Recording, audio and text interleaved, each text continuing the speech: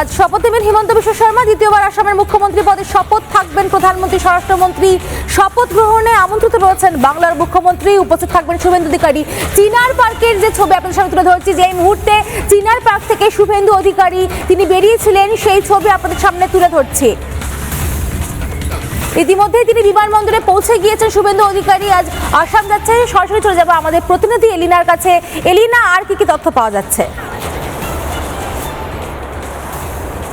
একেবারেই দেখো, এই মুহূর্তে কিছুক্ষণ আগেই শুভেন্দু অধিকারী মুখ্যমন্ত্রী তিনি কিন্তু রওনা হয়েছেন গুয়াহাটির উদ্দেশ্যে। দমদম বিমানবন্দরে এসে উপস্থিত হয়েছেন তিনি, এবং আর কিছুক্ষণের মধ্যেই তার বিমান কিন্তু গুয়াহাটির উদ্দেশ্যে রওনা হবে। আজকে গুয়াহাটির খানাপাড়ার যে ভেটেরিনারি কলেজ মাঠ রয়েছে, সেখানেই কিন্তু দ্বিতীয়বারের জন্য মুখ্যমন্ত্রী পদে শপথ গ্রহণ করবেন হিমন্ত বিশ্ব শর্মা।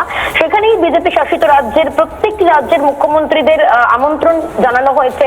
সেখানে আমন্ত্রণ রয়েছে পশ্চিমবঙ্গের মুখ্যমন্ত্রী শুভেন্দু অধিকারীরও, এবং সেখানেই আজকে তিনি পৌঁছচ্ছেন। সেখানে শপথ গ্রহণ অনুষ্ঠানে তিনি থাকবেন, এবং আমরা জানি শুভেন্দু অধিকারীর শপথ গ্রহণ অনুষ্ঠান গত শনিবার, সেখানেও কিন্তু বাংলায় এসেছিলেন হিমন্ত বিশ্ব শর্মা। এছাড়াও বিধানসভা নির্বাচনে বিভিন্ন সময় ভোটের প্রচারে হিমন্ত বিশ্ব শর্মাকে এই বাংলায় দেখা গিয়েছে। ভোটের প্রচারের সময় হিমন্ত বিশ্ব শর্মা দ্বিতীয়বারের জন্য মুখ্যমন্ত্রী হচ্ছেন, এবং আমরা জানি অসমে বিপুল সংখ্যক ভাবে এনডিএ সরকার জয়লাভ করেছে, এবং সেখানে আজকে মুখ্যমন্ত্রী পদে শপথ নিচ্ছেন হিমন্ত বিশ্ব শর্মা। কিছুক্ষণ আগে দমদম বিমানবন্দরে এসে উপস্থিত হয়েছেন মুখ্যমন্ত্রী শুভেন্দু অধিকারী, এবং এখান থেকেই তিনি কিন্তু রওনা হবেন গুয়াহাটির উদ্দেশ্যে। সকাল 10:30 নাগাদ গুয়াহাটিতে পৌঁছানোর কথা রয়েছে মুখ্যমন্ত্রীর, এবং তারপর সেখান থেকে সরাসরি তিনি কিন্তু শপথ গ্রহণের যে ভেন্যু রয়েছে সেখানে তিনি পৌঁছবেন।